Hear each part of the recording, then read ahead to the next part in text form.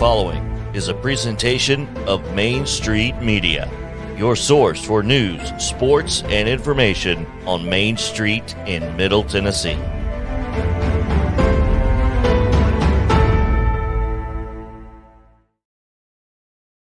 Flags. 30 years of the best sports talk in Middle Tennessee, featuring Tennessee Radio Hall of Famer George Plaster, Tennessee Sports Hall of Fame coach Watson Brown, and Young Guns Billy Derrick and Michael Sindrick. And now, here's your host, George Plaster.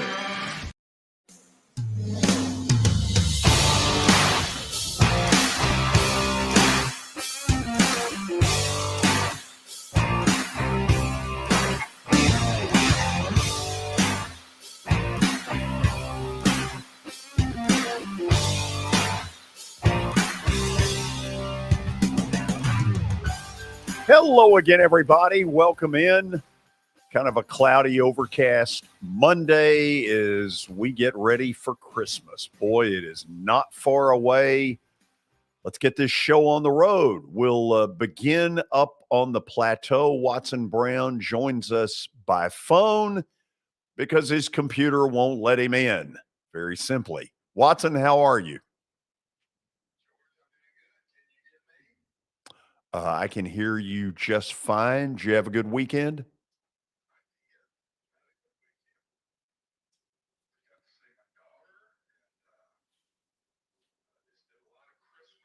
So it's about here, bud. Did you do a lot of football watching?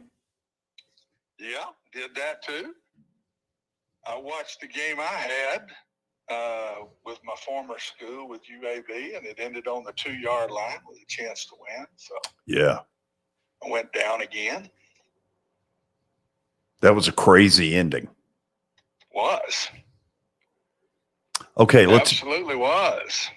Let's do this, Watson. Let's get right to the Daily Titans update. Terry McCormick is in there somewhere. Let's check him out. Terry, how are you?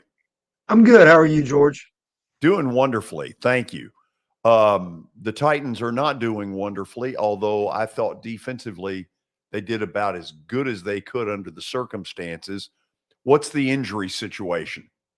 Well, George, I think it's wait and see again. They had 8 different guys suffer injuries in yesterday's game, including a couple of more on the offensive line. Dylan Radins went out with a knee injury. Nate Davis had his knee banged up. Don't think he finished the game. There were several guys on the defensive side of the ball. Dylan Cole, Jack Gibbons, who were in and out of the lineup. Andrew Adams missed some time and then came back in. They lost Terrence Mitchell to a hamstring injury. This thing just keeps getting worse and worse as the injuries just continue to pile up. It's unbelievable what this team has seemingly gone through over the last couple of years. And quite frankly, George, it's caught up to them. I mean, at times yesterday, it felt like the varsity playing the JV out there. Oh, it has completely caught up to them, Terry, and so has Jacksonville. And it sure looks like the game in Jacksonville will be to decide who ends up being the division winner. And Terry, right now, I don't see how it could be the Titans. I agree with you. I mean, I'll give you a stat, George. Before this season, the Titans were 25-3 in regular season and playoff games where Derrick Henry rushed for at least 100 yards. Well, he rushed for 100 yards the last 2 games.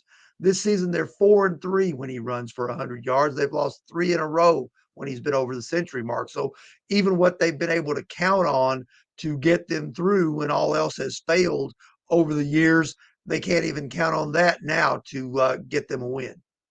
Ryan Tannehill appeared to be, once again, an incredible warrior. The guy is tough as nails, and he went back out there, but he had zero mobility, and the Chargers knew that and teed off from a front four, kind of standpoint. What have you been told about Tannehill? Well, apparently, it was a re-injury of that same ankle injury that kept him out for a couple of games earlier in the year. You saw him look out of the medical tent, peek out of that from the Right. camera angle.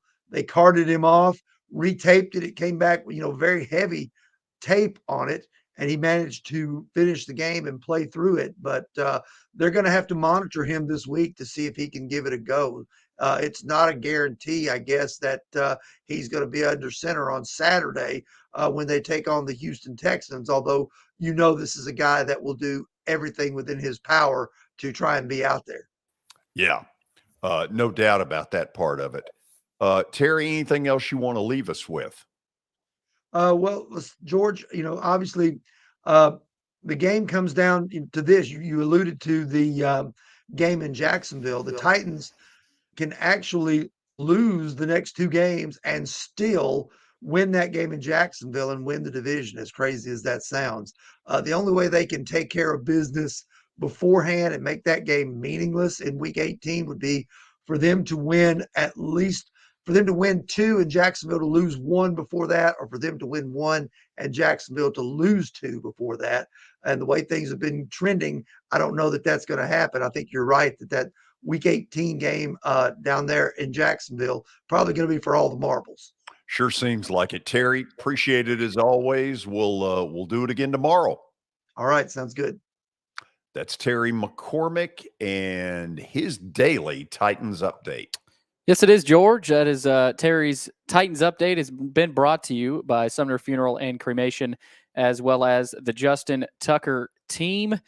And George, let's hop right into our update here for today. We had Watson momentarily, and we'll see if we can get Watson back in here. But George, we've got some strong pieces of news. We'll start with the Dansby news. Of course, that rung true on Saturday for Braves fans, and unfortunately for them, but great news for Cubs fans. Dansby is headed to Chicago. It is a seven years, right, George? 177 million. So yeah. He's getting paid. Yeah, and I'm kind of throwing up my hands going, what are they doing? Yeah, I mean, I don't 177, when I saw the number, I said, well, they weren't going to pay him that much anyway. Sure, but they had to know that this was going to be either right at 20 million or north of it, given what the shortstops are getting. I'm not saying that he's at the level of the other three, although I'd take him over Carlos Correa in a heartbeat. Because I think defensively, he was vitally important to that team. They're going to learn. They're going to miss him. And I don't know where they're going to fix it, but I don't think it's going to be as good. No, and George, an interesting note, Cubs general manager Carter Hawkins, he played baseball at Vanderbilt. He sure did. And Swanson's wife plays professional soccer up there in Chicago. So there were a few factors there, I think, that led him there. And we'll see how Dansby does in Chicago. Yeah, look, I wish him nothing but the best. I'll admit I don't understand quite what the Braves are doing. They've appeared to go after everybody else that was of importance. And Anthopoulos had been singing Dansby's praises. And if he really meant all that, then why is he a Cub? Who knows? General managers can be interesting sometimes, George. Well, let me say this. I think the guy knows what he's doing, as is always the case. Anytime something stupid comes out of there, I always revert back to two words: Liberty Media. Liberty, you can always rely on them. And George, we do have Watson back on the phone. So, well, isn't that special? Yeah, we've got him back. And so, George, let's move on to the next note here. It's a scoreboard update, not much of an update here in the Myrtle Beach Bowl. Marshall leads UConn 28-7 late in the third quarter. UConn's been a big 0 today. Watson, there are still sections available if you want to go.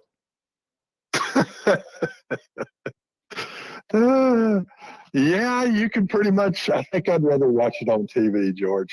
Yeah. To tell you the truth, I'd rather not watch it at all. It's not been a big. It's kind of been a boring game. Is Marshall that good, or is UConn? I mean, UConn has looked that bad. Are they that bad? I mean, they've beat some good teams. They beat Liberty. Yeah. I don't know, George. I don't know. They just Fresno. Their quarterback play. Oh, abysmal. Yeah. And I don't know if this is the guy. I don't know if this is the guy or not that's been playing. Yeah, So this kid can't hit the broadside of the barn. no, neither one of them. They put two in, and they don't even look like college quarterbacks, really. Not pretty. Next one here, Jalen Hurts, talking about looking like an NFL quarterback. That's what he's looked like, but he's uncertain to play on Saturday against Dallas due to a sprained shoulder that he suffered during Sunday's win over the Bears. He was hurt late in the third quarter. This is one that I think a lot of people might have forgotten about, but they may not have Hurts in a big game on Saturday against Dallas. Well, I guess, Watson, do they not have a big enough lead on the 1 seed that they can afford this problem? Oh, absolutely they do, especially since Dallas got beat last week. And by the way, tell Billy I'm back in the show backstage. I can see you. Yeah. Look at that. Look at that. You got me? Through. We got you. Okay. Let's don't touch anything now for the next Absolutely. 2 hours and see if we can get through this thing. Okay, Lord, so Hurts, that's huge. May not have him on Saturday. Well, I guess my point is they have built up enough of a lead, not only in the division race, Dallas isn't going to catch them no matter what. And secondly, in the overall, where are they in the NFC? Minnesota is number 2, and I don't think they're close enough.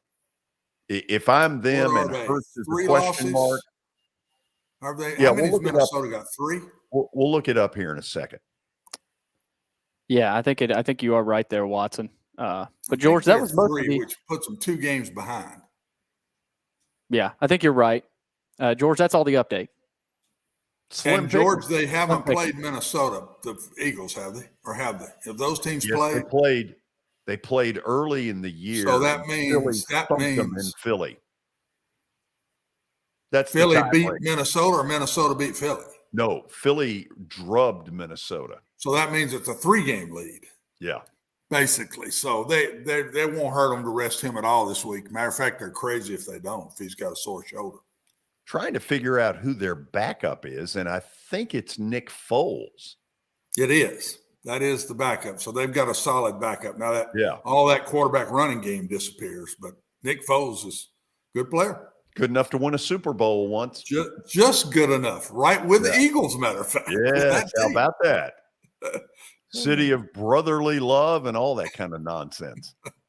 Okay, so I think what you're telling me, Billy, is it's time to go to the break. Yes, it is, George. Okay.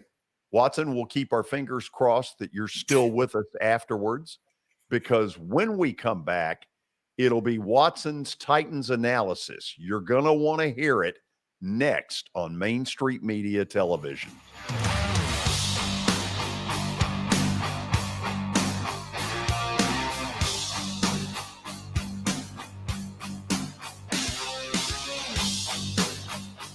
Buying or selling a home can be a very personal experience. Why not go with the team that receives nearly all of their business from referrals? Clearly a trusted name in real estate. The Justin Tucker team with Platinum Realty Partners has sold more than 500 homes in the last 7 years. Voted best in Sumner County multiple times. Proven to be trusted with your most personal assets. Call the Justin Tucker team with Platinum Realty Partners at 615-906-8458. The Justin Tucker team with Platinum Realty Partners, Middle Tennessee's most trusted team in realty. I highly recommend Sumner Funeral and Cremation because of their caring nature and attentiveness to detail. Pre-planning your funeral now will bring you peace of mind and less stress to your loved ones. When the chaos of losing you happens, your family can honor and celebrate your life, knowing things are happening just as you wanted them to. Pre-planning determines the details of your funeral, cemetery services, and can be less expensive. We are honored to serve you and are always here for you in your time of need. Sumner Funeral and Cremation. Traditional, affordable, dignified. SumnerFuneral.com. Jody Jones Dentistry can handle all your dental needs, from the basics to cosmetic procedures. All of this in the nicest dental facility I have ever seen. Jody has done it right. They're located conveniently at 55 Music Square East, and for an appointment, it's simple. Dial 615-259-5100 and tell them Plaz sent you.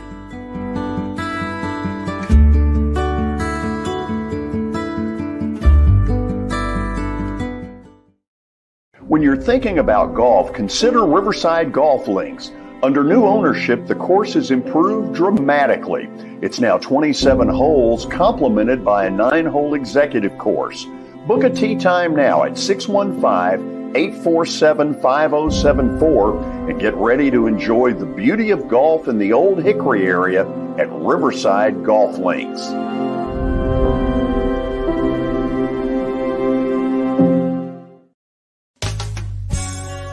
I'm Bart Durham. I was sworn in as a lawyer in 1963, and I've been working as a lawyer since then. We're a firm that does exclusively personal injury, a lot of tractor-trailer crashes. Insurance companies will open up their checkbooks when you force them to. We have systems that work. We get the most money for our clients in the shortest amount of time. I'm Blair Durham. My dad and I want to help. Give us a call at 615-242-9000. This is Eric Berner with Rockcastle Wealth Advisors. I help people in the pursuit of making their money live as long as they do. People hire me because I use a customized, individualized, and personal approach for the person I'm working with. Everyone's situation is different.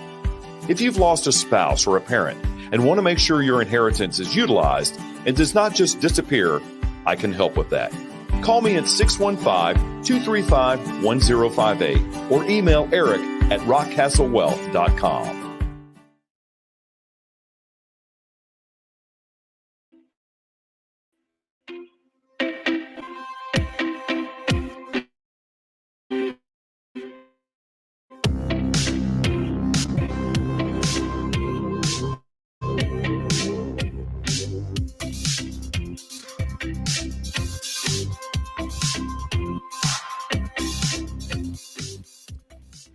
Okay, we're back. It is time for Titans analysis, which is brought to us by the good folks at Pennington Distilling Company.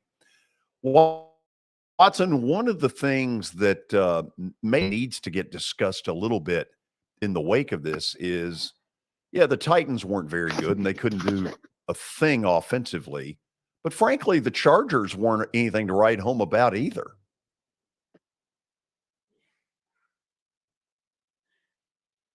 Well, we don't have Watson right now. Oh, it should be back now, George. You got him. Watson, are you there? I'm here. Yeah.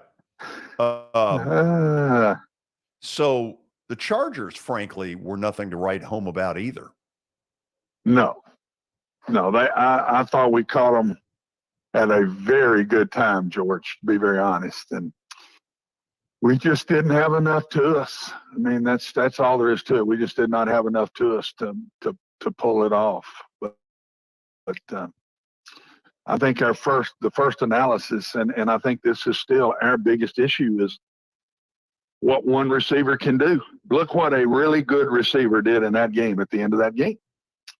They were able to go to their guy. He reached up over everybody, caught a ball, puts them in field goal range, wins the game. We don't have that guy. I don't think we had a receiver catch a ball past 7 yards in the game. Tight ends did, but not receivers. And that has flat been a killer for this football team all year long. You know, Watson, that throw that Herbert made, while I didn't think he was very good in this game, that was Herbert right there. That was a rope. That was a rope, but it was a 50-50 ball. Sure. And even though it was on target, the guy had to go leap up over our guy and make a great play and come down with both feet in bounds because it's not a yard from the boundary. And Williams just made a great play. I mean, great players make great plays. And Herbert had not played well all day. He had missed many open receivers and held the ball a couple of times too long when they had open people. He just did not play well. He didn't have a good look in his eyes. But I'm telling you, on that last drive, and the great ones can do that. They can turn the switch when it hadn't been at full throttle. They can return the switch on and make plays. But he had a guy to throw it to that he trusted, or he would have never let that ball go, because really and truthfully, Williams was not open. They were running side to side to each other, and he just took it and threw it up and tried to make a play, and that's what happened.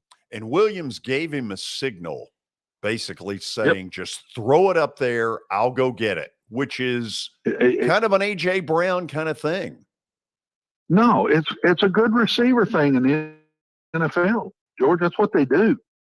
They're going to beat a guy one-on-one when they need to. And in the NFL, with all the rules that DBs have to play with, a great receiver wins that battle. That's why these secondary coaches change up who they double and play zone and back off a guy, whatever, to try to keep people off balance. Because if they catch the one-on-one, that great receiver is going to beat that DB. It's just the way it is. We don't have the great receiver.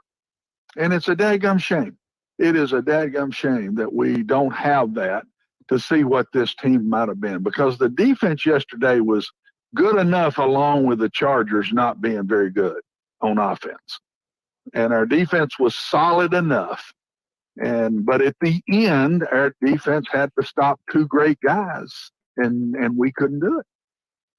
Okay, let's go to the second of these. Tannehill tough, and then get into the misuse of Derrick Henry. Yeah, I've got Tannehill tough, and then the changes I saw are some I saw and some that needed to be yesterday. And so first, anybody wants to get on Ryan Tannehill, man, I'm telling you, I don't think there's a tougher guy in the NFL. You think about just the last 2 years, how many times this young man has been hit, George, over and about 1 out of every 2 drop back passes, he goes down.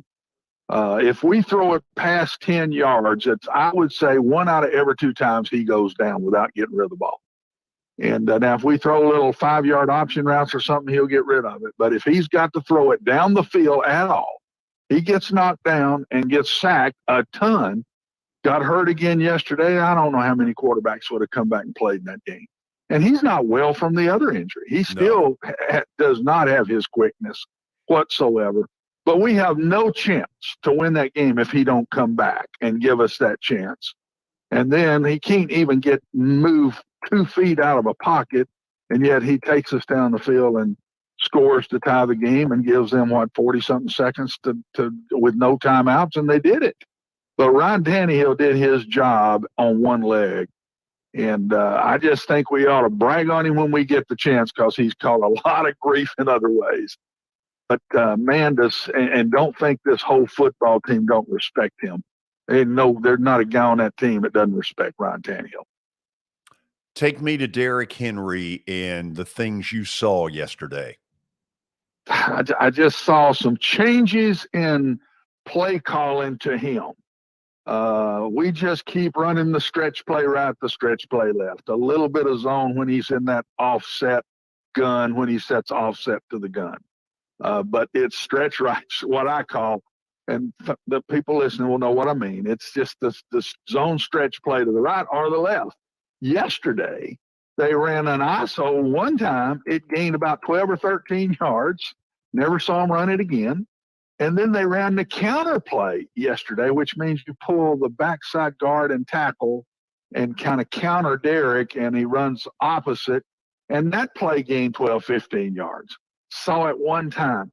They have got to do more with Derrick. When you got a great player, I just think 1, maybe 2 running plays that you run over and over and over is just not enough, because all 11 are keying on him. And by mixing in some different running plays, gave me a good sign yesterday. If they'll keep doing that, he'll gain more yards than he's gaining, because, believe me, all they're doing in practice is stopping that one play, basically, over and over and over all week long. So you mix something that's different looking in there.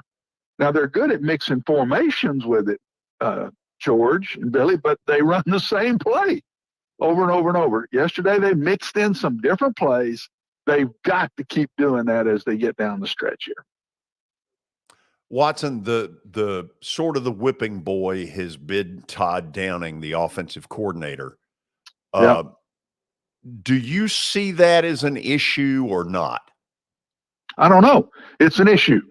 I don't know who the issue's with. If it's with Mike not letting him take it much further, then it's on Mike. If it's Mike opening up the floodgates and said, Todd, do what you got to do, score points, then it's on Todd. but they're not good enough, George. They're not good enough on offense.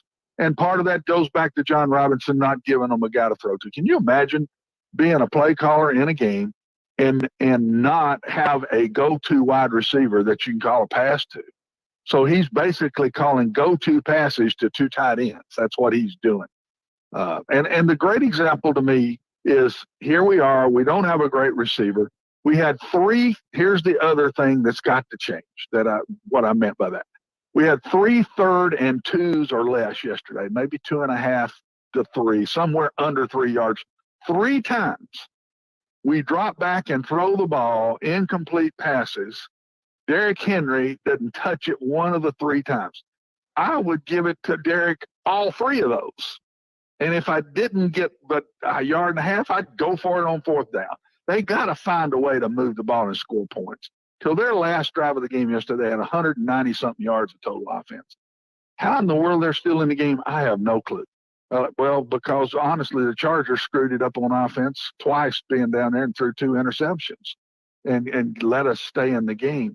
But if you don't give it to Derrick on those 3rd and 3s, at least fake it to him and throw it to somebody, which will hold everybody and gives you a chance to complete a pass. They can't, to me, have a mindset of run the ball, eat the clock, George. And then when it's time on 3rd and short to run the ball, you don't. And then you pass it. I thought that was 3 very poor play calls that made us punt 3 straight times. Are you surprised at how often he's not on the field on 3rd down? He's been off because of Hilliard some, but now we don't even have Hilliard. They did finally leave him in the game on that last drive. Finally, they left him out there, most of it. I mean, he might have come out of play, but he was out there most of that last drive and carried it a couple of plays on that last drive. So, I mean, yeah, he is our best player, and right now he is our only best player. Ryan Tannehill is an average player because he's hurt. We don't have a wide receiver. Our tight ends are solid, but I wouldn't call them great. They're solid football players. We got one bona fide offensive football player, and that's Derrick Henry. Just take him out to rest him, but to leave him out there at critical times in the game. Would you agree with that, or am I off my rocker? No, I'm absolutely shocked at how much he's not out there when it matters. Yeah. I don't know. But those 3 3rd and 3s or less, to me, I would have a 4th down mentality because, and a lot of times we don't give it to him on the 4th and shorts. If they can stop Derrick Henry on 4th and short, I've watched the kid get a ball and leap over lines of scrimmage before. Not a kid, young man. If we're going to do anything down the stretch here and even get in the playoffs, number 22 has got to be the guy. For the next 3 weeks, we got to if we have to, just kill him. He's got to be out there touching a lot of balls. And when we don't give it to him, fake it to him, because it's amazing the respect the young man gets. Can you name anybody in the league other than a quarterback that gets more respect when we watch them play than Derrick Henry guys? No, I don't think there's another guy in the league that gets the respect Derrick Henry gets, other than quarterbacks. I don't even think the A.J. Browns or the great receivers get that kind of respect. I mean, there are 11 eyeballs on Derrick Henry when he touches the ball. So, Watson, yesterday there was at times a semblance of a pass rush. It looked like Jeffrey Simmons was a little more healthy. He got one of the sacks. And you're right, Herbert held the ball too long.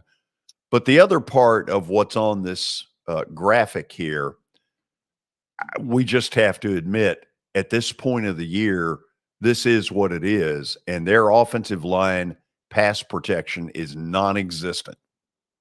I honestly didn't think the pass rush was that much better yesterday, maybe a little, but it was on Herbert. He's holding the ball with people open. He was not right yesterday. He was not right. I would say all 3 of those sacks were on him. Coverage sacks. Yes, they're on him. We did not get to the quarterback the way I think we got to get to a quarterback to affect the game. And we have got to get Autry back, and we've got to keep Simmons. Simmons is getting better. I saw that. But he's still not got that burst. He's not got the burst that he's got to have. So I thought it was still average. Look at the last drive. We didn't get close to Herbert on that last drive. And he sat there, and there was a little bit of penetration, but nobody free. And then he just broke outside, and we let him break contain. On the big play, we did not contain him and let him get outside and be able to see. And I don't know. I just didn't think it was good. And our offensive pass protection is horrendous. It's just horrendous. And I don't know how we can go very far if we cannot find a way to drop back and throw the ball better than we do. We get in 5 wides with nobody in the backfield, George, and they run the same play every time. Somebody's going to run a little 6-yard option route and we throw the ball. That's it. That's what we do. And yet we've gotten away with it all year long. It is so predictable. And that's our completions other than play action pass. Yeah. That is our completions, is short passes. How many times have you seen us this year drop back and lay a ball up deep and go get it in a drop back pass? We've thrown some deep a little bit. The last deep one, I think, was Treylon Burks when he got hurt. And that was a play action pass that one was on. But we cannot drop back and throw the ball past 10 yards because we cannot get it off. Should their offensive line be better at this point? Absolutely, it should. If we're good enough, it should. Now we've added Davis to the injury list. He didn't play in the second half, or maybe got hurt in the third quarter somewhere. And then I think Redent's got hurt too. So, I mean, now it's piling up all of a sudden with injury to the offensive line on top of, I haven't thought it's been a good line all year long. I said from the beginning, I was concerned about we don't have a go-to receiver, and I'm not sure we improved this offensive line enough. And, George, honestly, that's what we're still talking about today. Okay, let me throw this at you and get a reaction to this. Yes, it would be nice to fly a flag that says you're the AFC South champions, but honestly, this isn't going anywhere. Well, at least my last point on there, it's the same point it was last week. Right. Hang on and get healthy. If we don't get healthy, we don't need to go to the playoffs. We don't. If we finish with this team we're playing with right now, we're better off not winning it, even though they don't feel that way, and they shouldn't. I'm just saying it as a fan here. There's no way. We're not good enough. We are not good enough. Mike is doing a great job of keeping us in that game the other day, figuring out a way to have a chance to win it. Yeah, but we're not good enough, George. It's with baling wire. We're not good enough. So a bunch of people got to show back up. But I heard Cunningham's getting close. I told you Autry wasn't good enough. When I watched the little bit of that practice tape we watched the other day that Billy had on, I said, he is carrying that leg. He's not ready yet. He may be one more week away. He might be this week. I would bet you by next week for sure. But he may try to play against the Cowboys since this is going to become such a big football game. It has really become a big game now.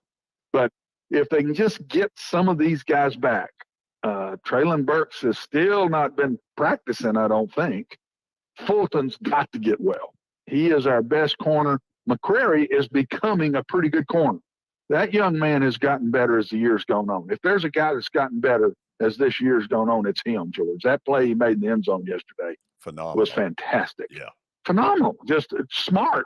Just being calm, using his brain, his athleticism. Just a great play by him. But we've got to get Fulton back. We've got to get Cunningham and Long back.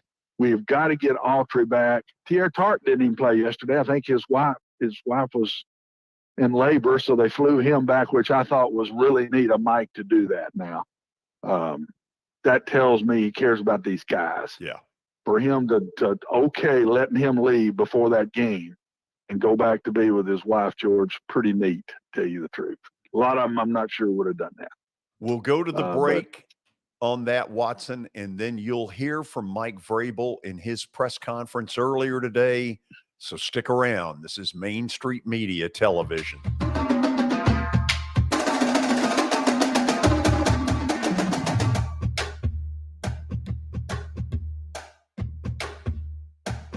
For Dustin Timmons and Joey Donnelly, they welcome every opportunity to serve and satisfy their clients. Whether you are looking to build your dream home or renovate your current home, their team will ensure that every client and remodel is unique, luxurious, completed on time, and within budget. Contact them today to set an appointment for a free consultation or to view some of their completed projects by logging on to DonnellyTimmons.com.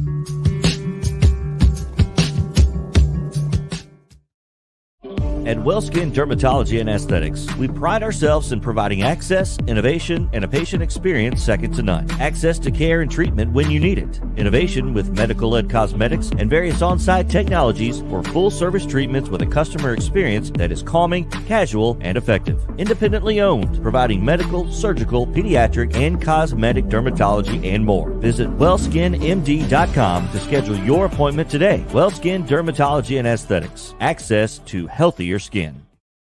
It's your last chance to get a spring tune-up for summer. Complete Service Heat and Air can clean your coils, check out your motor, and make sure you have cold air on that first hot day of summer. Complete Service Heat and Air is located in White Bluff, Tennessee. We do service and repair on heating and air the right way. 24/7 service. Call us at 615-797-3997. That's 615-797-3997. Serving Cheatham, Davidson, Dixon, Hickman, Humphreys, Montgomery, and Williamson counties. Have you heard about the high levels of radon in Middle Tennessee? Radon gas is the second leading cause of lung cancer, second only to smoking, and has no color, no taste, and no smell. The only way to know if you have radon is to test for it. Duret Radon Mitigation offers testing for small and large-scale residential and commercial properties, plus mitigation services. Visit DuretRadonMitigation.com to request testing or get a free estimate for mitigation. That's DuretRadonMitigation.com.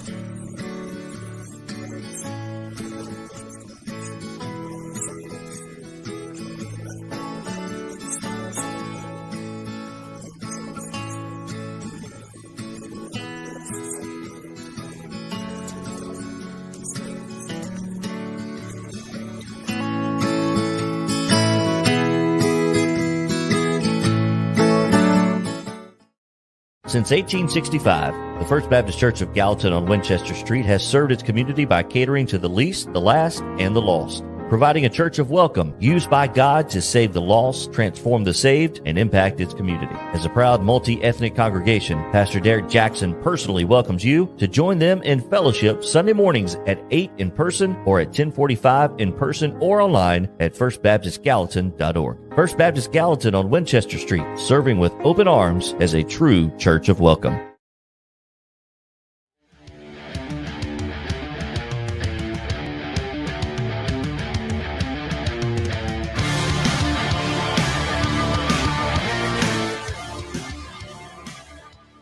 Well, you kind of feel sorry for Mike Vrabel. In the middle of this 4-game winning streak, he's had injuries upon injuries upon injuries, and not a whole lot of answers probably to what ails his football team. He addressed the media earlier today. Let's listen in.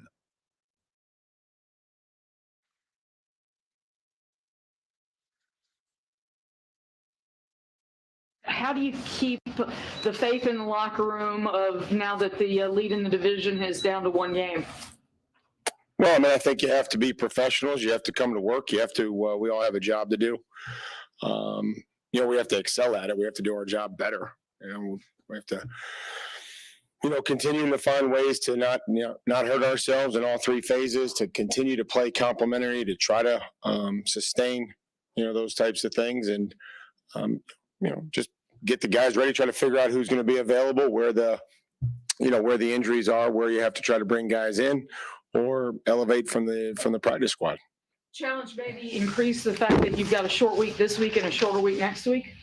We'll focus on this week. So we have, one less day to prepare, but so do, the Texans. And then, we'll worry about, what happens after that then. We have to put everything into this week, to make sure that we're ready to go, make sure that we're focused, and that the guys that will be in the game will, be expected to play up to a level and a standard that, is going to help us win.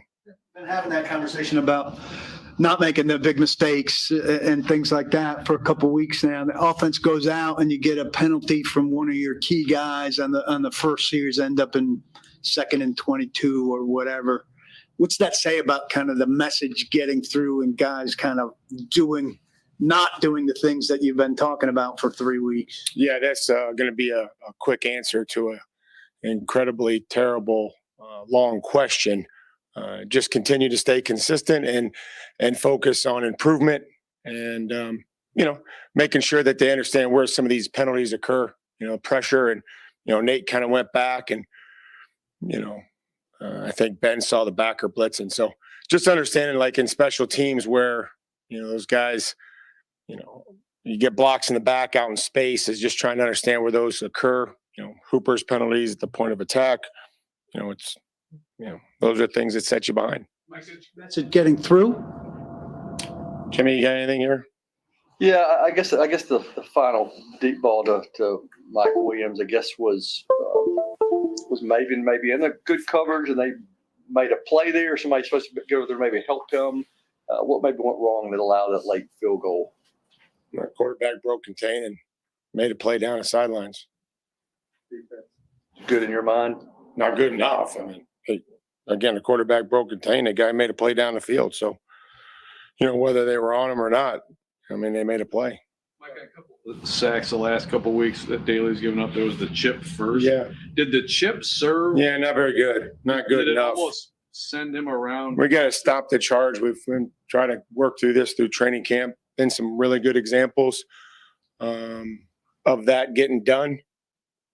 And then, unfortunately, we chipped one time and a couple weeks ago, and we flew out of there and gave up, pressure inside. So, the message was, when we are getting a chip, we have to, stay inside out, protect, help the guard. You're getting help.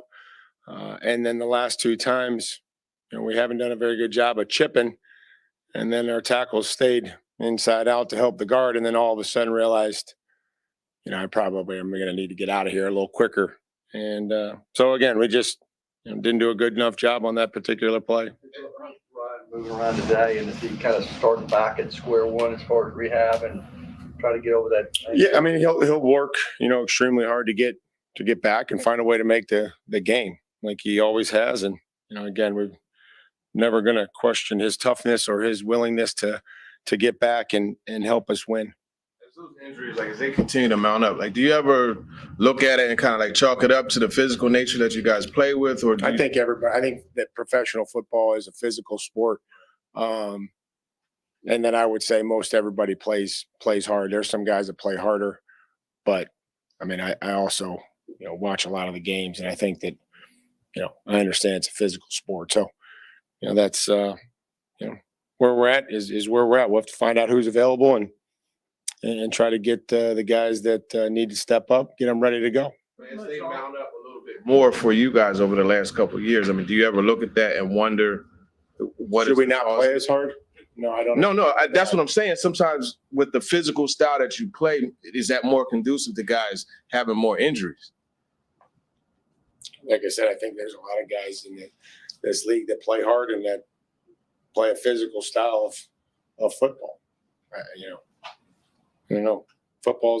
Professional football is a violent game. Mike, you said that you evaluate everything and everyone every week. So what's your evaluation of Todd Dunn's play calling from yesterday? Probably like our entire team's effort, not good enough to win. I'm responsible for every call that goes in, whether it gets executed or, it's a good call or a bad call. You have to, look and see times we got into a flow and a rhythm. Just really, really always curious about play calling. I think that's, again, I've said it in all 3 phases. I think it's Not overrated. That's not the question mark. Is making sure that everybody's on the same page, that we find ways to play the game. We were close. And there's just some times where we got into drives, another penalty, started to play drives off with penalties and getting in 3rd and long. I thought that Malik was prepared and went in there. It was probably the most comfortable that he's been. We didn't protect the quarterback again. Hit some runs there in the second half that I thought were good. Again, I guess when Hooper was wide open, it's a well executed play by Hooper and Ryan and the line. I think the execution and play calling, all goes hand in hand. That's what I think about the play calling. When you said he looked the most comfortable he's been. Does that play into your decision making this week and seeing the strides? Yeah, if Ryan's healthy and Ryan can play, Ryan be our quarterback. But again, I think Malik has put a lot of work into the show team and trying to play the game and command the huddle and do all the things that we've talked about, how he needs to try to develop during the week when there aren't a lot of reps.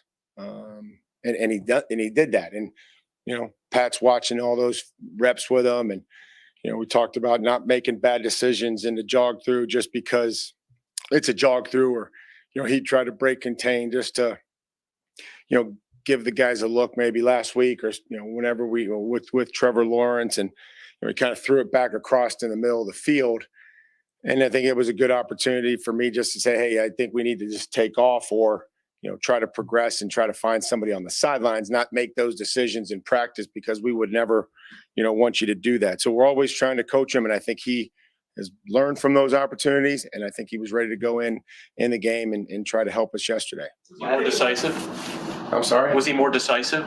He progressed through. And I think, the one where he took off and scrambled, he looked, didn't see what he, didn't like what he saw, put the ball away, made a really good move, got a first down, slid, took care of himself.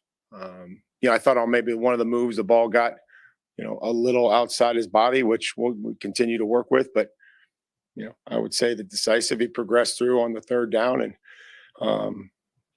was able to, pick up a first down for us. You give much thought to going for 2 after the touchdown? I think, yeah, I did. I just thought that where the clock was, I think if it would have been down a little lower, that I probably would have.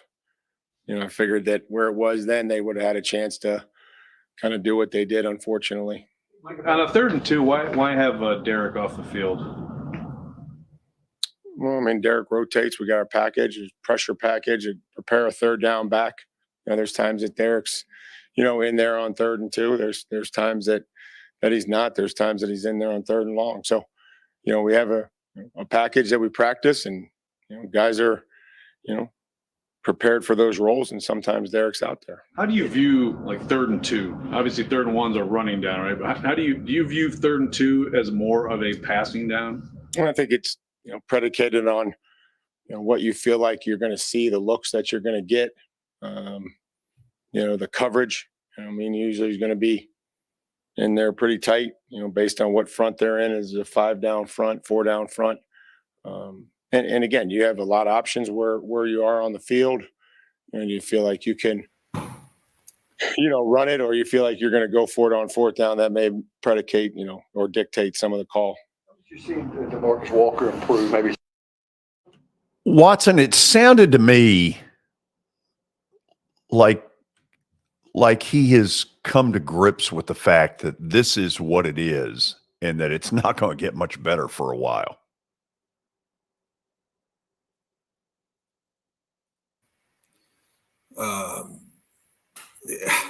He was uptight, disappointed, I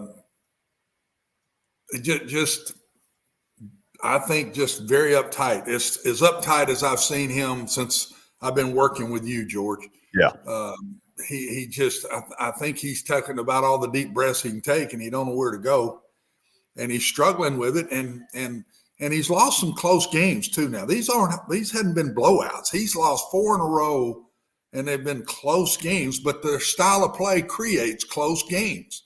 And when you play these teens up to mid-20 scores, they're going to be close. And so they just got to get back hot a little bit and figure out how to win some of these. But he hit on one of the things I talked about. It's amazing that it's what he hit on was those 3rd and 2s. Yeah. And he's Bill Belichick. He dodges it and glances it off or throws it somewhere else and doesn't really talk about it. But I just would think Mike's mentality, he would say, my gracious, we have got to give the ball to Derrick Henry in those situations, at least 2 out of the 3. And then on the 3rd one, fake it to him before you throw it somewhere else. And I'll bet you we get better at that. Mike is so good about not getting on his coaches or players, George. I commend him for that. He just will not. He will not get on a coach or a player in public. And I think that's a great trait. And that's a Belichick trait. Bill's never done it either. And so I commend him on that. But he's got to be scrambling a little bit in his head and his heart right now. What can we do down the stretch? And how many of these guys can we get back in these next 3 weeks? And he added another 3 or 4 to the list today. I know. It's so, I mean, crazy. When he starts to get this group back a little, George, then this group goes out. I've watched them all. The NFL is injury prone right now. It is. I don't know what's caused it, but it is. And but I believe the Titans may be the worst of them all, man. The Chargers had some out yesterday too, especially on the defensive side. Derwin James and Bosa. Yeah, they had them out too, but not like we do. I mean, everywhere we turn. And the only guy we had on our team that had a chance to be anywhere close to A.J. Brown, the young man ain't played all year. He's had foot injuries, concussion. I mean, everything known to man. And I know Mike's sitting there saying the one guy we bring in that gives us that chance, he's not played at all. Think about how many different punt returners we've had this year. It's a different one every week back there. I saw you back there on one of them. Oh, I would have loved to have been, but that would have been 50 years ago. And matter of fact, the last punt I guess I returned, I got knocked out in it. Right. Not a good move.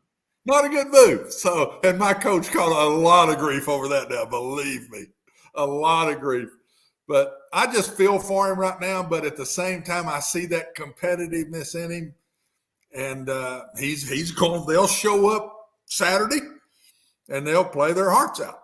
I've only seen them one time this year where I didn't think they were into it, and it was last week. A week Not ago. this game, but the week before.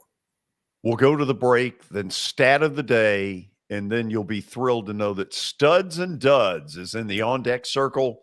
Stick around. This is Main Street Media Television.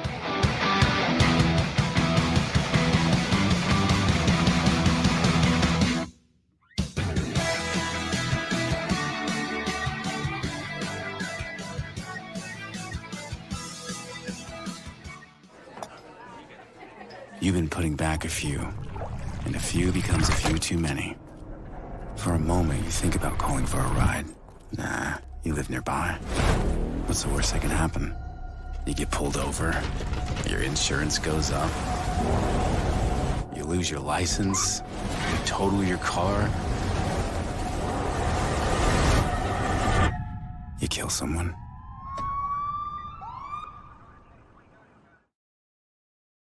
Hit After Hit has become the baseball store in Tennessee. They have over 1,000 different models of gloves and over 1,500 wood bats. They also have several Iron Mike pitching machines as well as a Hit Trax machine. If they don't have it, you probably don't need it.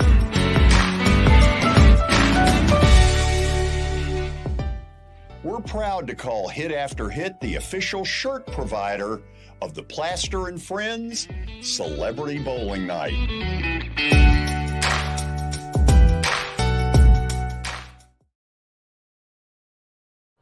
Walmart Supply Chain is hiring in Lebanon. Earn up to $22.25 an hour when you join our new fulfillment center. Enjoy competitive pay and premium perks, including 100% paid college tuition, 401k match, flexible schedules, a free Walmart Plus membership that includes discounts, and free Paramount Plus, paid time off, and so much more. Fulfilling work starts right here.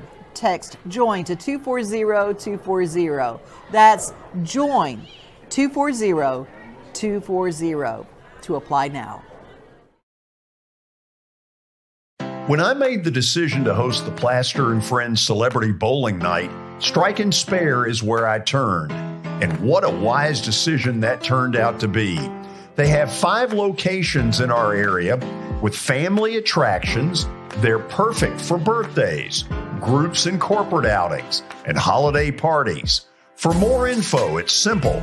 Go to strikeandspare.com.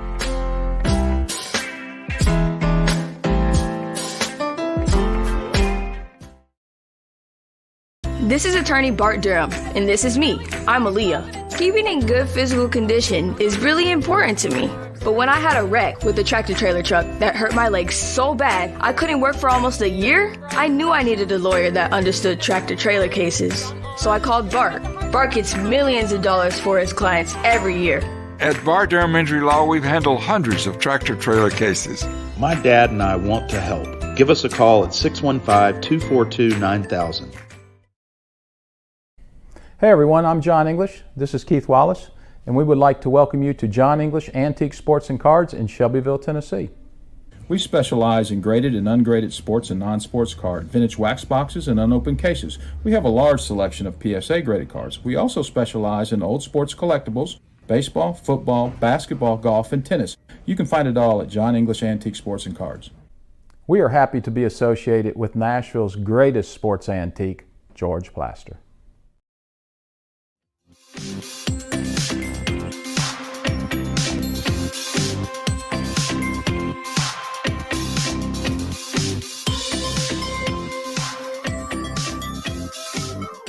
Welcome back into the George Plaster Show. It's now time for Stat of the Day. It is brought to you by John English Antique Sports and Cards in Shelbyville, Tennessee. They're open, Tuesdays through Fridays from noon to 5 and Saturdays from 10 a.m. to 5. You can also find them online at johnenglishgradedcards.com.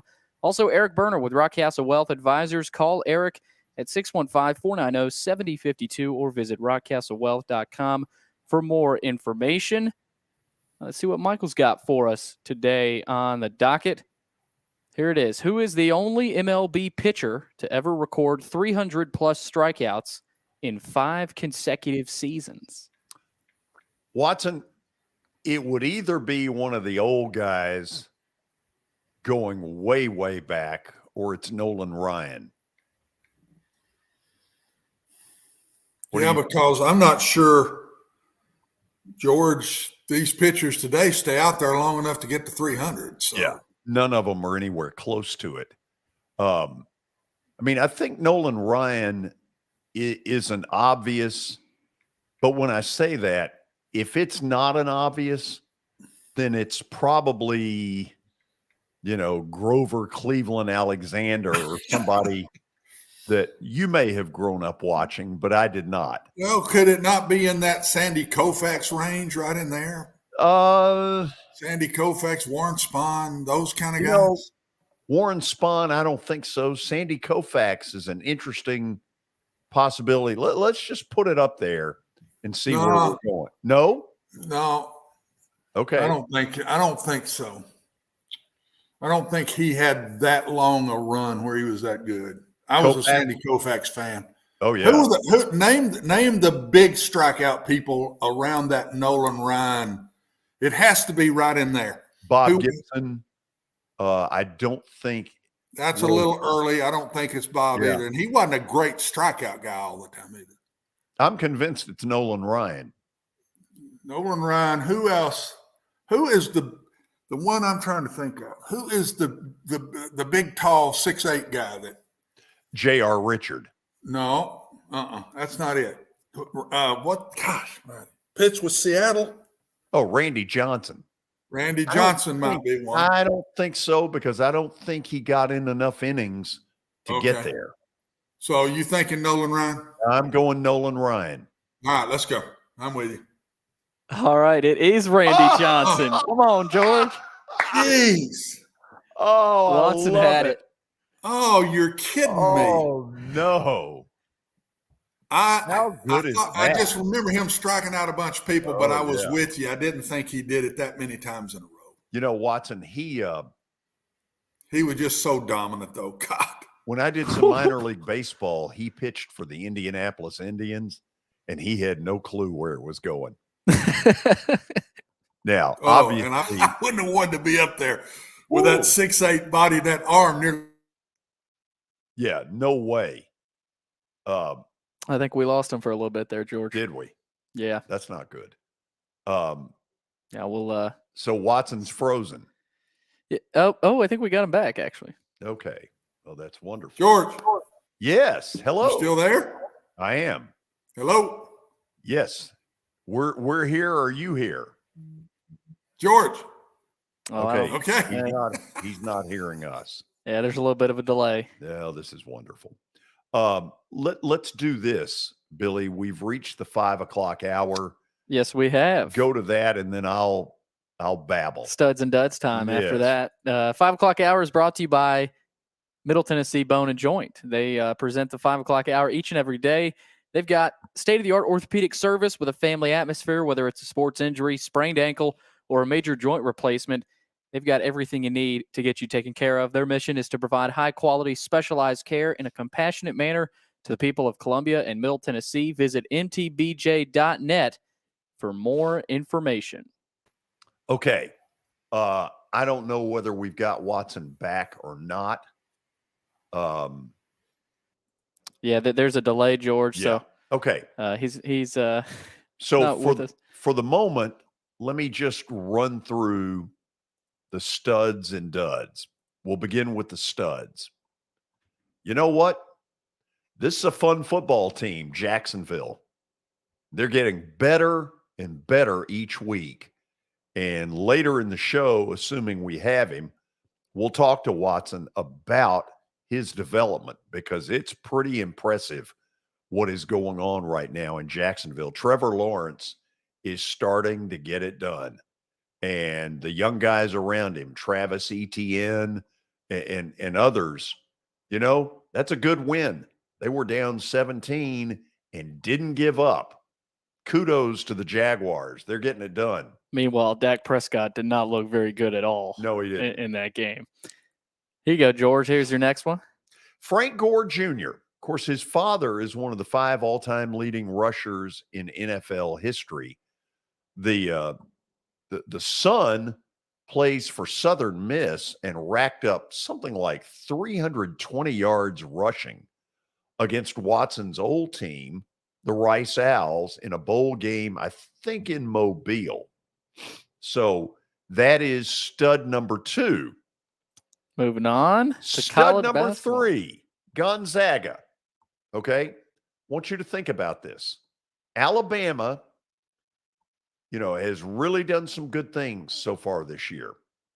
All of a sudden, neutral site, it was anything but neutral. It was in Birmingham. It was the CM Newton Classic. And I'll tell you, I was impressed with Gonzaga. They got it done. That's a good win away from home. Not a lot of people are going to beat Alabama in a Birmingham, Alabama neutral site, but Gonzaga did. Heck of a win. Drew Timme looks like a legit player for them, too. Yeah, he's fun to watch. Final one. Kelvin Sampson's Houston Cougars. Okay, a week ago, Alabama got them in Houston. So you figure, well, maybe they're not as good as, well, think again.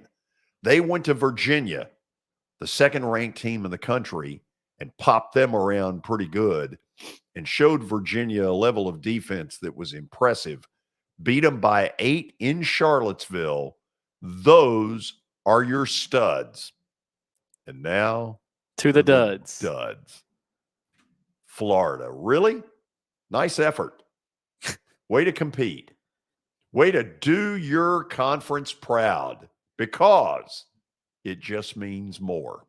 Hey, at least they didn't get shut out for the first time since '88. Good George. Lord. They got that field goal. You know, first of all, they were playing a quarterback they haven't played all year, and they looked bad doing it. Oregon State's a good program, and they thumped Florida and seemed to absolutely enjoy doing it. Florida didn't want to be there.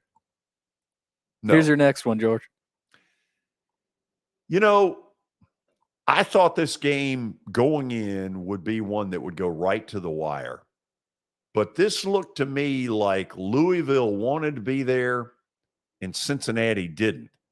By the way, the name of the bowl is the Wasabi Fenway Park Bowl.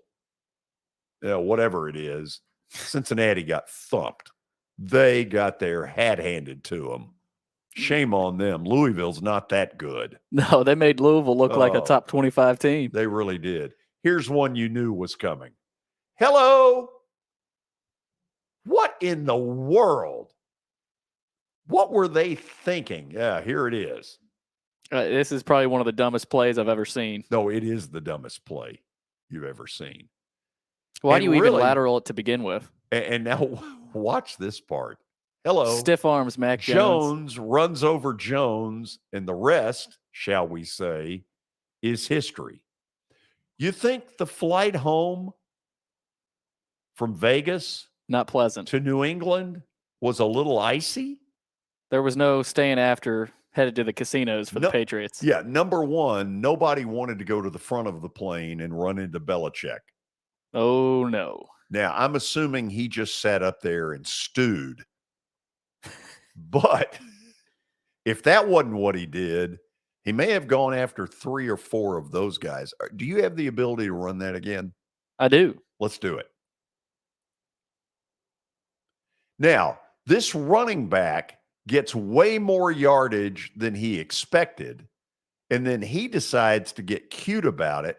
Had he been stopped for nothing, they'd still be playing in overtime. Well, this just in, they're not. Advantage Raiders, touchdown. Boom. And then I threw in a fourth. And I wish I had Watson here, although eventually we are going to talk about it. The referees at the end of the Giants-Washington game were horrendous. This wasn't some regional thing on CBS. This was national TV with everybody watching.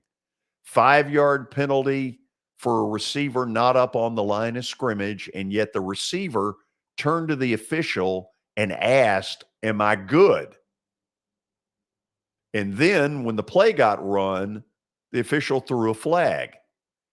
Then there was pass interference, and it was obvious on the final play that ultimately sealed Washington's fate.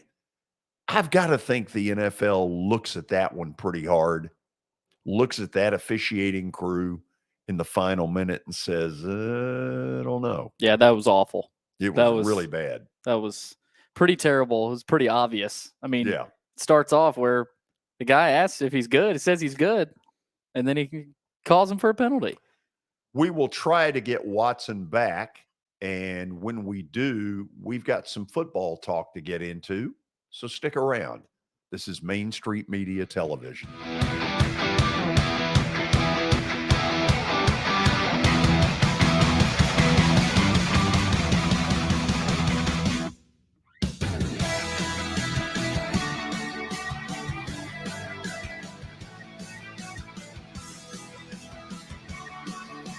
Buying or selling a home can be a very personal experience. Why not go with the team that receives nearly all of their business from referrals? Clearly a trusted name in real estate. The Justin Tucker team with Platinum Realty Partners has sold more than 500 homes in the last 7 years. Voted best in Sumner County multiple times. Proven to be trusted with your most personal assets. Call the Justin Tucker team with Platinum Realty Partners at 615-906-8458. The Justin Tucker team with Platinum Realty Partners, Middle Tennessee's most trusted team in realty. I highly recommend Sumner Funeral and Cremation because of their caring nature and attentiveness to detail. Pre-planning your funeral now will bring you peace of mind and less stress to your loved ones. When the chaos of losing you happens, your family can honor and celebrate your life, knowing things are happening just as you wanted them to. Pre-planning determines the details of your funeral, cemetery services, and can be less expensive. We are honored to serve you and are always here for you in your time of need. Sumner Funeral and Cremation. Traditional, affordable, dignified. SumnerFuneral.com. Jody Jones Dentistry can handle all your dental needs, from the basics to cosmetic procedures. All of this in the nicest dental facility I have ever seen. Jody has done it right. They're located conveniently at 55 Music Square East, and for an appointment, it's simple. Dial 615-259-5100 and tell them Plaz sent you.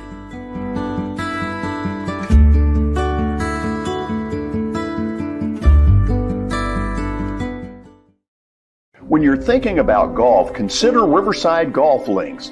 Under new ownership, the course has improved dramatically. It's now 27 holes, complemented by a 9-hole executive course. Book a tee time now at 615-847-5074 and get ready to enjoy the beauty of golf in the Old Hickory area at Riverside Golf Links.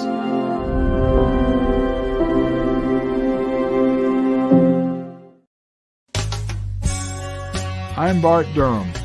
I was sworn in as a lawyer in 1963, and I've been working as a lawyer since then. We're a firm that does exclusively personal injury, a lot of tractor-trailer crashes. Insurance companies will open up their checkbooks when you force them to. We have systems that work. We get the most money for our clients in the shortest amount of time. I'm Blair Durham. My dad and I want to help. Give us a call at 615-242-9000. This is Eric Berner with Rockcastle Wealth Advisors. I help people in the pursuit of making their money live as long as they do. People hire me because I use a customized, individualized, and personal approach for the person I'm working with. Everyone's situation is different. If you've lost a spouse or a parent and want to make sure your inheritance is utilized and does not just disappear, I can help with that. Call me at 615-235-1058 or email Eric at rockcastlewealth.com.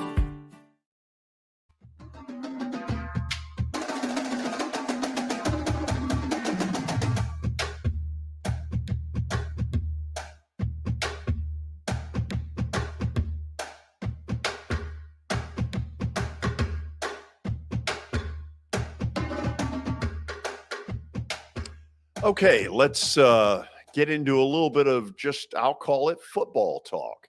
Watson, what is it you see in Trevor Lawrence that the pilot light has gone on and all the stuff that we knew was there is now kicking in? George, I see confidence. I think he finally is feeling it and thinks maybe he's gotten the system down now a little better. He's throwing so much more on time than he was before. And it may have just taken this long because you got to understand he's been in, 3 different systems? Or I guess it was 2 different systems. And that's hard, especially on young quarterbacks. But his confidence has grown, and you've listened to me say this 1,000 times. When your confidence grows, then your poise grows. And I just see his composure.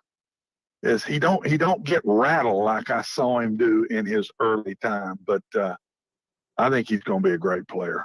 I really think, give him another year, I think he's going to fall in as one of those top 3 or 4 guys.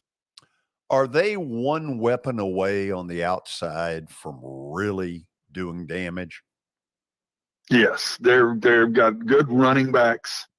I don't know enough about their offensive line, but it doesn't look bad. The last couple of games that I've watched them, I thought they protected him pretty dadgum good.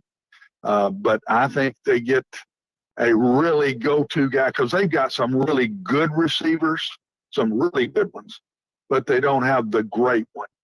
But I'll bet you a bunch that they hunt it either in a free agency or a draft to try to give him that one guy to go with those guys he's got because there's some pretty good receivers on the team. On the college level, Bo Nix announced either Saturday or Sunday that he's coming back for, I guess, what is a 5th or a 6th year at Oregon. Man, what a boost for that program. Well, a boost for them and a boost for this game coming up. That he'll play in the bowl and he's coming back. He'll have the system for another year. He got better and better as the year went on too, George. Honestly, surprisingly better. How much better did he play at Oregon than he played at Auburn? So is it system? Is it environment? What was it? I don't know. But it's amazing to me how a young man can change environments and it completely make you a different guy. And he was really coming on, and then he got hurt, and that it set him back a little. But watch out for Oregon next year, because now he'll be a year into the system. And the times I watched him play when he played good this year, and I didn't think he was ever had that much ability when he was at Auburn. I never felt that good about him. Way better than I thought he would at Oregon. Watson, it got out yesterday that the Bengals were ticked off about some things that Tom Brady had said on his radio show. And I guess there was a part of me going, wait a minute. Okay, Brady's been around this game for 25 years. He's no young pup. For him to be the one to pop off with some comments about the Bengals that, would be taken as offensive and apparently, had something to do with their second half uprise. I'm kind of like, what's going on with him? I don't know. But he's not the same guy. I don't know what he said, so I haven't seen the quotes. If you've seen any, tell me something. What did he say? He was asked about the Bengals defense, and he said, he said something else before, and then he said their defense is fairly tough. Yeah, I don't understand what's the problem with that, with him saying that? Well, nothing.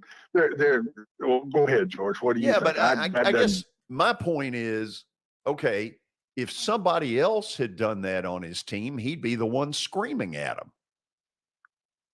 Yeah, I just think they're pretty tough. I don't know. I'd have to hear it, I guess. You can kind of take it when you said Billy, then I'm not sure how he said it or in the context he said it. But evidently it worked, because it turned the Bengals on. And somebody must have said something. Are we going to sit here and let him say those things and then prove it to be true? That's probably what was said at the half. And whatever it is, the Bengals are pretty good. The Bucs are not. They're just not. The Bengals are pretty good, and the Bucs are not. And George, Tom Brady's not playing very good football to me. I mean, he's in the 80s with his quarterback rating right now. He's throwing little short passes. Honestly, he looks, and I'm not saying this is it at all, because it's never been him. He is one tough dude. But he looks like he just wants to get rid of that ball as fast as he can get rid of it. And I don't feel good about the Bucs at all. I feel better about the Titans than the Bucs, because we got a chance to get a bunch of these guys back and maybe get going a little bit. I don't see any light at the end of the tunnel for the Bucs right now. Do you all? No, but let me ask this question, because you see bits and pieces of the old Brady in the first half. He's got them motoring along. What were they up? 17-0? And 17-3. You see little glimpses of the old, but then you see, balls behind receivers and stuff that you used to never see. And I'm asking myself, okay, is right now his performance a product of what's around him, or has his stuff finally caught up with him? Exactly what I was going to say, George. It's one of the two, I think. I don't think he's near as good this year. And you look at his stats and see he's not near as good this year. Is it age, or is it the environment that everything that he's gone through? And I got a feeling it's the second. I'm just not sure he can handle it. I'm not sure I could. I'll be very honest with you. I'm not sure it would have been easy for me to lose my family, wife, and everything, all in over a disagreement over playing or not playing. And there's been a lot written about that's not all it was, that there was a fade going on between them a little bit, and it had grown. Who knows? But being married to a lady that I love, and I think Tom still does, and for 50 years, and would lose her and be separated from my family because of it, George, I don't think I'd handled it very well. So I think I'd like to think it's the second. I don't see age being in. I still see zip on the ball. I still see competitiveness in him. So I don't think it's age. I think this has been really hard for him to handle. Okay, let me ask this. Would it be markedly different if he was San Francisco's quarterback? Yeah, because they're better. I don't think the Bucs are that good right now. Oh, I don't think the defense has really not. The defense hadn't played near what they did in that Super Bowl run, George. Not anywhere close. And I don't know. The offense just hadn't clicked all year. Yeah, he'd be a better player with San Francisco because he wouldn't have to make so many plays. It's obvious the third-string quarterback's winning games for San Francisco right now, who's playing good, don't get me wrong, but it's not Tom Brady, and they're winning games. So, yeah, if he was with the 49ers, I don't think that there would have been an issue whatsoever because there's so many pieces involved with the 49ers. Okay, take us through the play near the end of the Washington game last night where the receiver is not up on the line of scrimmage the way he needed to be, and yet it looked for all the world like he asked the official, am I good? Talk to me about what goes on there and what should go on there. Well, first of all, George, I've seen many times in college football and the NFL where those guys are in gray areas and the official lets it go. Many, many, many times. And they just don't, they look at each other, they talk a little bit, ball snap, official don't throw the flag. To do it when they did it last night, and I thought he was in a gray area. Now that's looking at it through television. But I thought he was in a gray area. I didn't think he was real deep off the ball, and I didn't own the ball. I thought he was in that gray area. But when a receiver looks over at the official and kind of took a little over the ball, I don't think the official should ever throw the flag when the receiver does that. I think that's absolutely wrong of the official, whether it's that big a play late in the game or it's the first play of the game. If the receiver can an attempt to be on the line and is really trying to get there or working it and looking at you, that is awful for that official to throw that flag right there, in my personal opinion, and especially at that point in the game.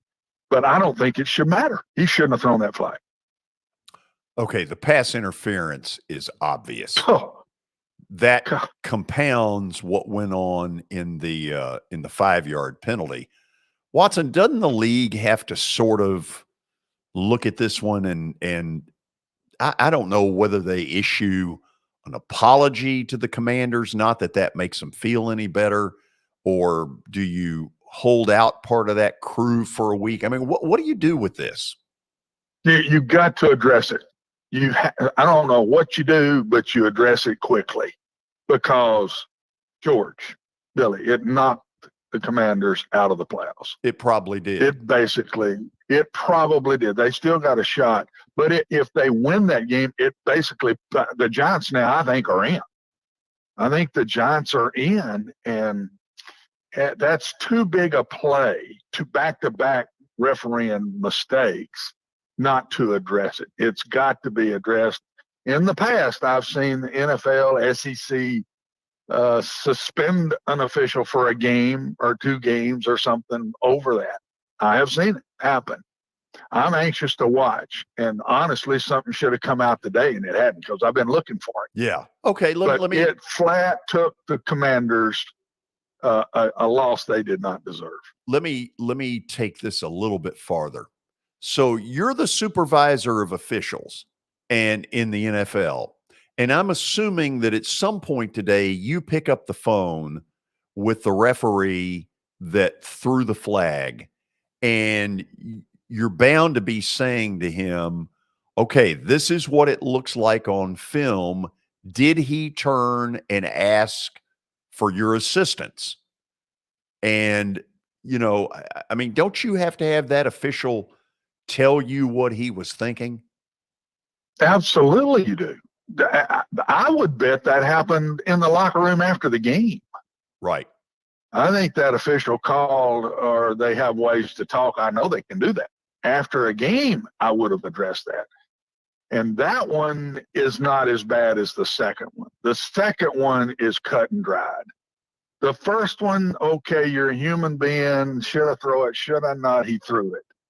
But the second one, George, is a bad miss. It's holding before it's pass interference. But Watson, hold on a second. If they'd thrown the ball on the other side of the field, it would have been, I would have thrown the flag for holding that guy. Hold on a second, though. On the first one, the issue is not, to me, whether he threw the flag or didn't. The issue is, did the receiver turn to you and ask for guidance, and then you threw the flag? Now that doesn't look good.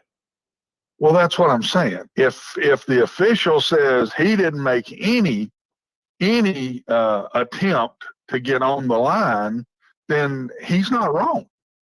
The official's not wrong. Right. I thought the kid looked at him, leaned over to make sure, turned his head back at the side judge again, and I thought he did make an attempt. Yeah. If the official said he did make an attempt, then he shouldn't have thrown the flag and he should be disciplined for it. But you're dead on. If he says, I didn't think the guy made any attempt toward me, then I don't think he's wrong. The second one, though, there's nothing to discuss. He missed it 100%. Yeah. He missed it twice. The guy held him before the ball was thrown.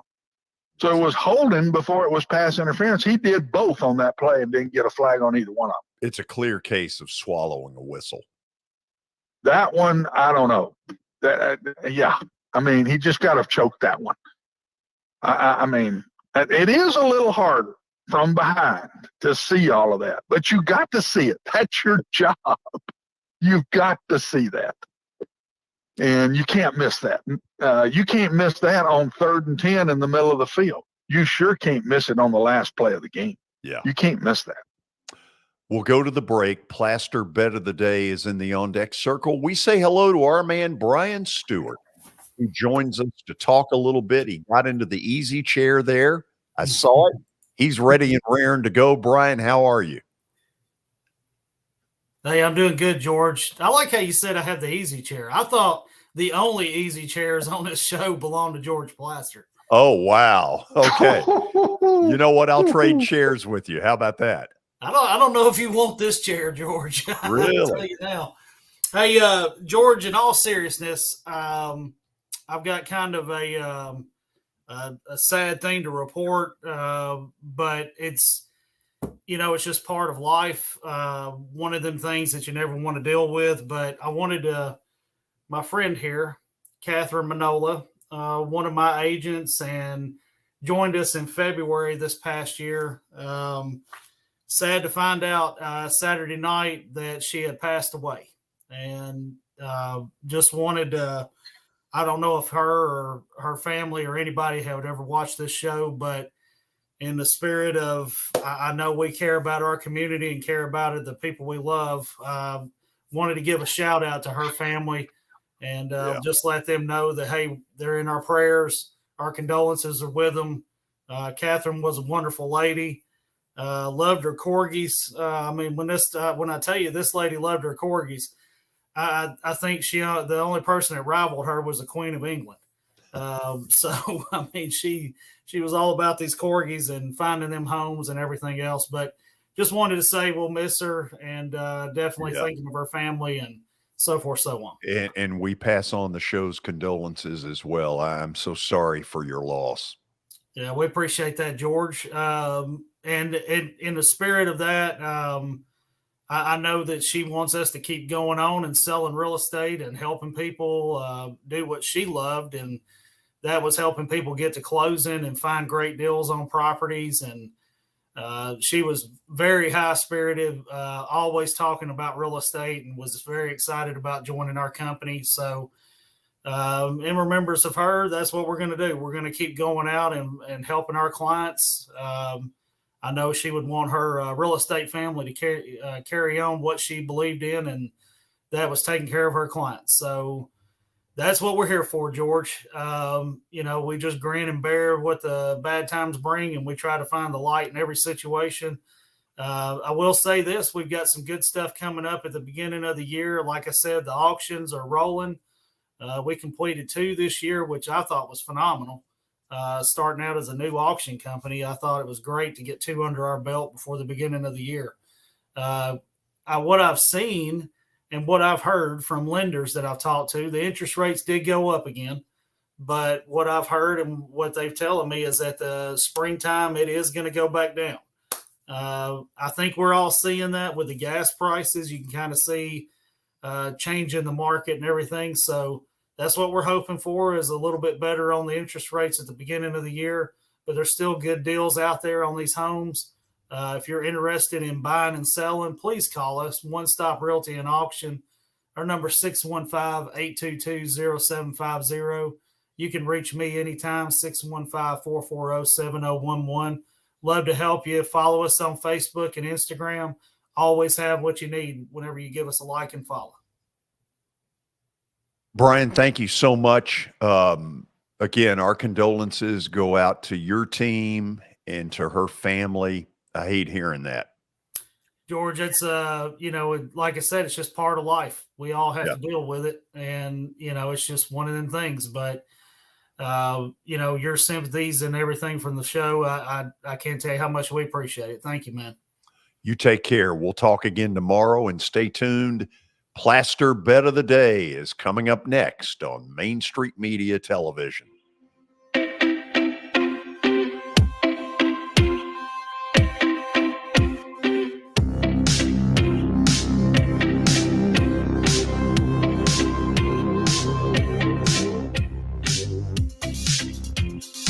For Dustin Timmons and Joey Donnelly, they welcome every opportunity to serve and satisfy their clients. Whether you are looking to build your dream home or renovate your current home, their team will ensure that every client and remodel is unique, luxurious, completed on time, and within budget. Contact them today to set an appointment for a free consultation or to view some of their completed projects by logging on to DonnellyTimmons.com.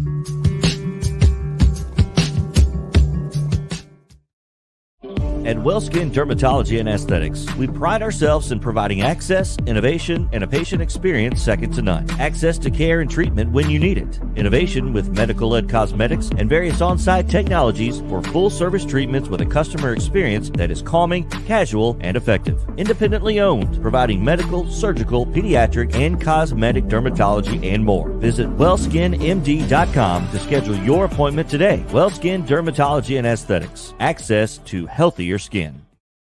It's your last chance to get a spring tune-up for summer. Complete Service Heat and Air can clean your coils, check out your motor, and make sure you have cold air on that first hot day of summer. Complete Service Heat and Air is located in White Bluff, Tennessee. We do service and repair on heating and air the right way. 24/7 service. Call us at 615-797-3997. That's 615-797-3997. Serving Cheatham, Davidson, Dixon, Hickman, Humphreys, Montgomery, and Williamson counties. Have you heard about the high levels of radon in Middle Tennessee? Radon gas is the second leading cause of lung cancer, second only to smoking, and has no color, no taste, and no smell. The only way to know if you have radon is to test for it. Duret Radon Mitigation offers testing for small and large-scale residential and commercial properties, plus mitigation services. Visit DuretRadonMitigation.com to request testing or get a free estimate for mitigation. That's DuretRadonMitigation.com.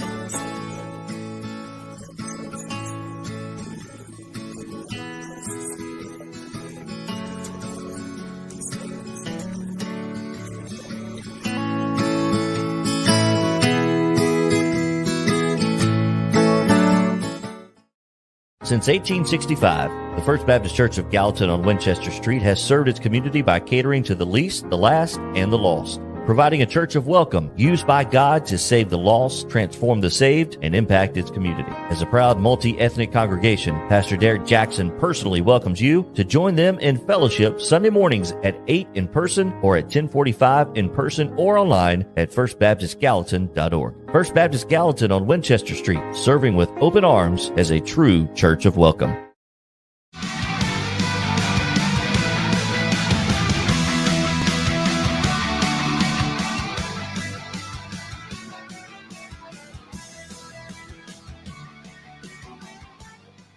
Welcome back in. Final segment of the George Plaster Show on this Monday night. It's time for Plaster's Bet of the Day, brought to you by Bart Durham Injury Law. Since 1975, they've aggressively protected the rights of a broad range of victims of car accidents and personal injury in both Tennessee and Kentucky. If you, too, have seen your life interrupted by an injury on a highway, in a hospital, or at your workplace, let their attorneys do the work fighting for the full financial compensation that you need. Learn more about Bart Durham Injury Law by logging on to bartdurham.com. All right, let's check out what happened over the weekend for George as we pull this old slide up here. 92-89 record right now. Lost the Washington State bet. North Texas got the win. And you got a push, and then your teaser is pending. Yes. So that's the teaser's status. going to win. We'll see tonight if the Packers can hold on their end of the bargain of George's teaser. So that's where you're at. And not only that, Green Bay is going to cover the teaser. And shift gears here. Okay. I believe that Green Bay tonight covers. There it is. Maybe that's why I'm wearing green. I don't know. I don't think the Rams have got a lot to play for.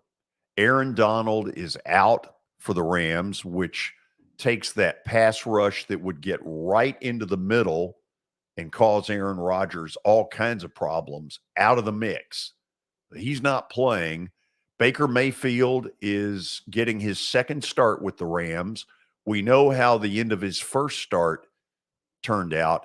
He's going to have to be considerably better tonight because now Green Bay, with just a few losses from other people, suddenly has this big, little bitty chance of getting in the playoffs. So I think Green Bay will be the team with more motivation, and I think they will spank the Rams, and that's where I'm going. There it is. They want to be there. They want to be there. Watson, you buying that? 100%. Are you really? That's exactly what I think. I think the Rams are riding it out, maybe including their coach. This may be it for him. And it looks that way, doesn't it? It does. I'm not sure he'll keep going because he nearly didn't come back last year. I think he's about had enough. Yeah. And I think Aaron Rodgers has still got a little fire, thinking there's a shot here. I think the Packers beat the Rams. I agree. Okay, let's see how it plays out tomorrow. We'll check in with Tony Basilio. He won't be in Knoxville. He'll be on his way back from Pennsylvania, and we'll catch up with him. We'll do a few other things. Hope you'll join us. Until then, for our entire crew, see you tomorrow.